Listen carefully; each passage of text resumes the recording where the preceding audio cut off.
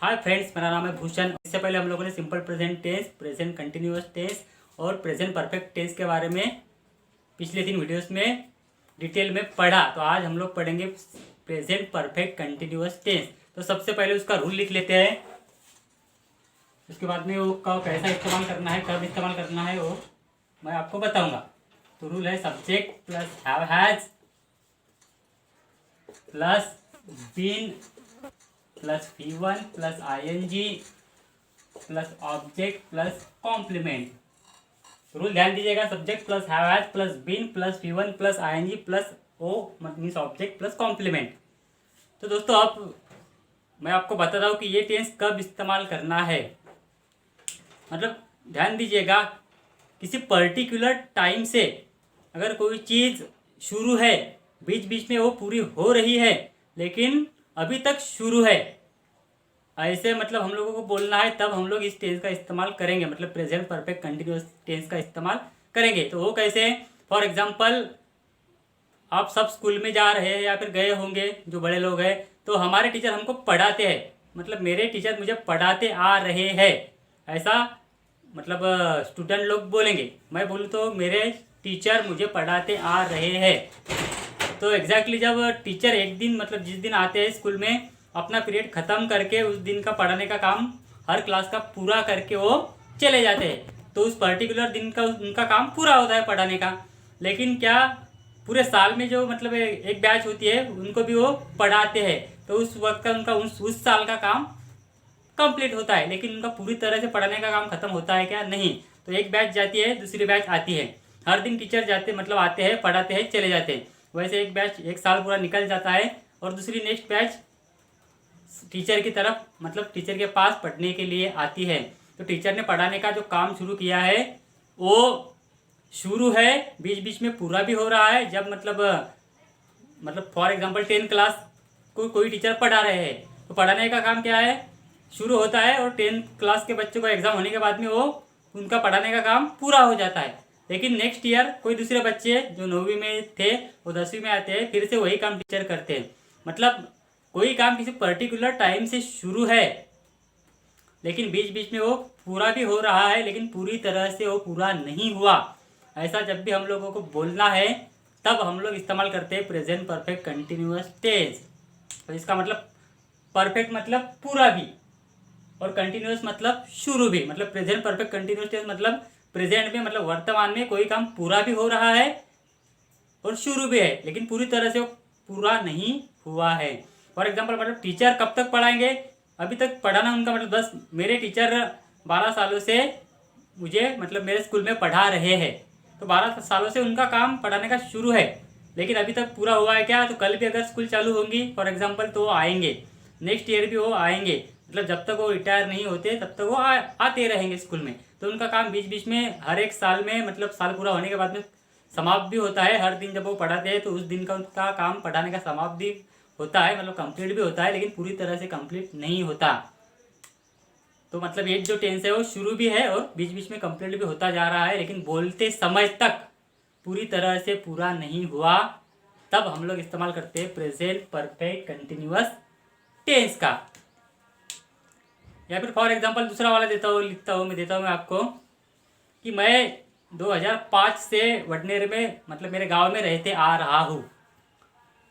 तो मतलब मैं रह रहा हूँ, तो मैं एक दिन रहा तो वो पर्टिकुलर एक दिन का काम रहने का पूरा हुआ। एक साल रहा तो एक साल का मेरा रहने का काम पूरा हुआ, लेकिन पूरी तरह से पूरा हुआ क्या? नहीं। तो आज भी मैं वडनेर में ही मतलब मेरे गाँव में ही रह रहा हूँ। मतलब पर्टिकुलर टाइम से वो काम शुरू है, बीच बीच में वो पूरा हो रहा है, लेकिन पूरी तरह से पूरा नहीं हुआ। तो ऐसे कंडीशंस में हम लोग इस्तेमाल करते हैं प्रेजेंट परफेक्ट कंटिन्यूअस टेंस। तो दोस्तों आशा करता हूँ कि आपको समझ में आ रहा होगा। तो अब हम लोग इसके एग्जाम्पल देखेंगे। तो हिंदी में हम लोग कैसे बोलते हैं सेंटेंस को? करते आ रहा हूँ, खाते आ रहा हूँ, जाते आ रहा है, या फिर ऐसे बोल सकते कर रहा हूँ, आ रहा हूँ, जा रहा हूँ। लेकिन एकदम एग्जैक्टली कैसे बोलेंगे?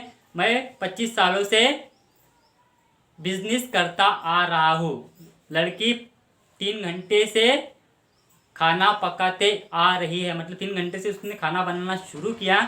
बीच बीच में उसने मतलब पहले सब्जी बनाई, वो पर्टिकुलर हो गया, बाद में कुछ रोटियां बनाई, अभी वो चावल पका रही है। तो 3 घंटे से काम शुरू हो रहा है, मतलब हो चुका है, बीच में वो काम पूरा भी हुआ, लेकिन बोलते समय तक वो काम अभी भी जारी है।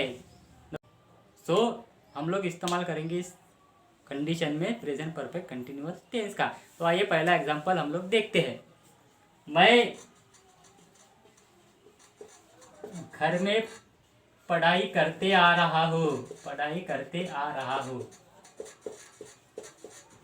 मैं घर में पढ़ाई करते आ रहा हूँ, मतलब फॉर एग्जाम्पल सब्जेक्ट क्या है, मैं मतलब आई, सब्जेक्ट की जगह पर आई लिखा। आई के सामने क्या आता है, हैव हैज में से, तो हमने पिछले टेंस में पढ़ा था। तो अगर पिछला टेंस आप लोगों ने नहीं मतलब देखा है वीडियो उसका, तो आप ज़रूर प्रेजेंट परफेक्ट टेंस का वीडियो देखिए। उसमें आपको हैव कब लगता है और हैज कब लगता है वो समझ में आया है डिटेल में।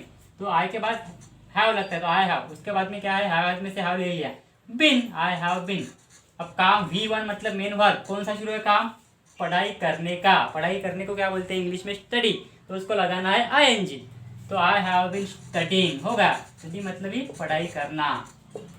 वैसे ही मैं बोलूँगा मैं 2 घंटे से क्या करते आ रहा हूँ, मैं 2 घंटे से टीवी देखते आ रहा हूँ। मैं 2 घंटे से टीवी देखते आ रहा हूँ।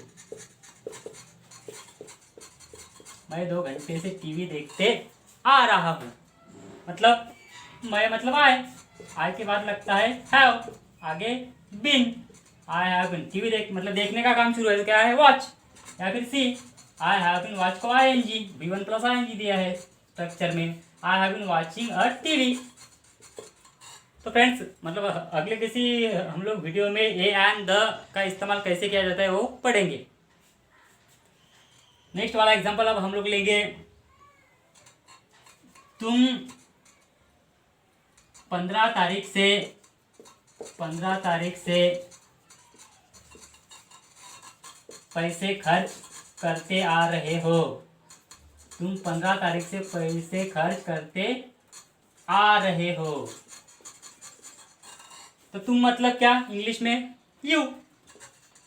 यू के सामने क्या आता है, सब्जेक्ट होगा हैव हैज में से हैव, यू हैव। उसके बाद क्या है, हैव होगा बीन, यू हैव बीन। फिर मेन वर्ब V1 मतलब मेन वर्ब, तो क्या है V1 खर्च करना, उसको एक्सपेंड या फिर स्पेंड, तो हम लोग स्पेंड लेंगे। तो उसको क्या लगाना है हम लोगों को, मेन वर्ब को ING, स्पेंडिंग। क्या खर्च करते आ रहे हैं, ऑब्जेक्ट मतलब क्या सवाल पूछो, मेन वर्ब को क्या खर्च करते आ रहे हैं, तो पैसे, स्पेंडिंग, फिर ऑब्जेक्ट है मनी होगा।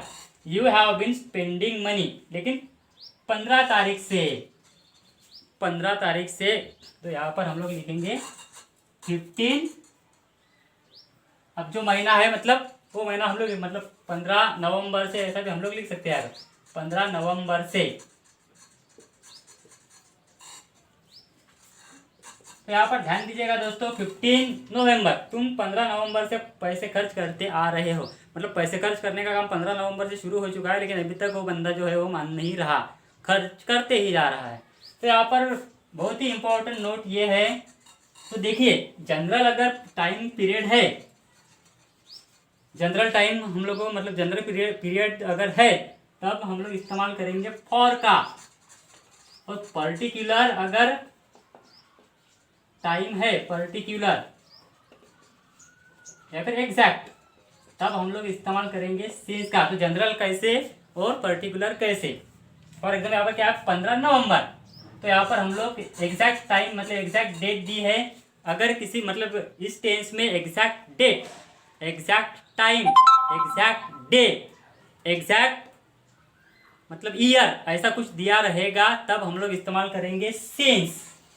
और जनरल दिया रहेगा तब हम लोग इस्तेमाल करेंगे फॉर एग्जाम्पल ये सेंटेंस, तुम 15 नवंबर से पैसे खर्च करते आ रहे हो, तो आज की तारीख है समझो 20, तो 15 नवंबर पहले कितने दिन हुए, मतलब 15 नवंबर तक तो 35 दिन हुए। तो अगर मैं ऐसा बोलूँ कि तुम पिछले कुछ दिनों से पैसे खर्च करते आ रहे हो, तब सिंस नहीं लगेगा, क्योंकि एग्जैक्ट उसमें डेट, डे और टाइम या ईयर नहीं बताया गया है।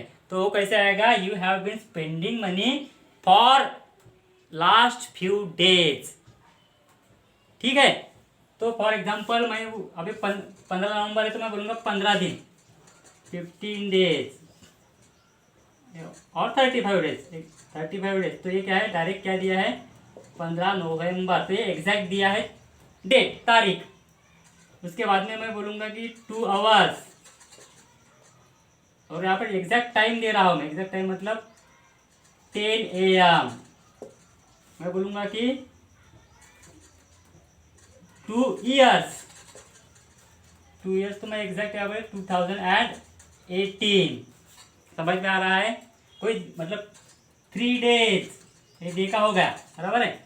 ऐसा कुछ भी पीरियड अगर पर्टिकुलर है तब हम लोग इस्तेमाल करेंगे सिंस। फॉर एग्जांपल मैं बता दूँ आपको कि मैं 10 बजे से होमवर्क कंप्लीट करते आ रहा हूँ, तो कैसे आएगा 10 बजे से, मतलब 10 बजे क्या है, एक एग्जैक्ट टाइमिंग दी है, तब मैं इस्तेमाल करूँगा I have been completing my homework since 10 AM, क्योंकि 10 AM क्या है एग्जैक्ट टाइमिंग दी है। लेकिन अब समझो बजे है 12, उससे मतलब 2 घंटे पहले जाएंगे तो हम लोग क्या करेंगे, मतलब ये सेंटेंस कैसे बोल सकते हैं कि मैं 2 घंटे से होमवर्क पूरा करते आ रहा हूँ। तो 2 घंटे से मतलब पर्टिकुलर टाइम, एग्जैक्ट टाइम दिया है क्या, नहीं। तो मैं यही सेंटेंस कैसे बोलूँगा, I have been completing my homework for 2 hours. समझ में आ रहा है? वैसे हम लोग ये देखेंगे कि मैं 2 सालों से अंग्रेजी की पढ़ाई करते आ रहा हूँ, तो मैं 2 सालों से मतलब जनरल दिया है, एग्जैक्ट टाइम या एग्जैक्ट ईयर नहीं है इसमें।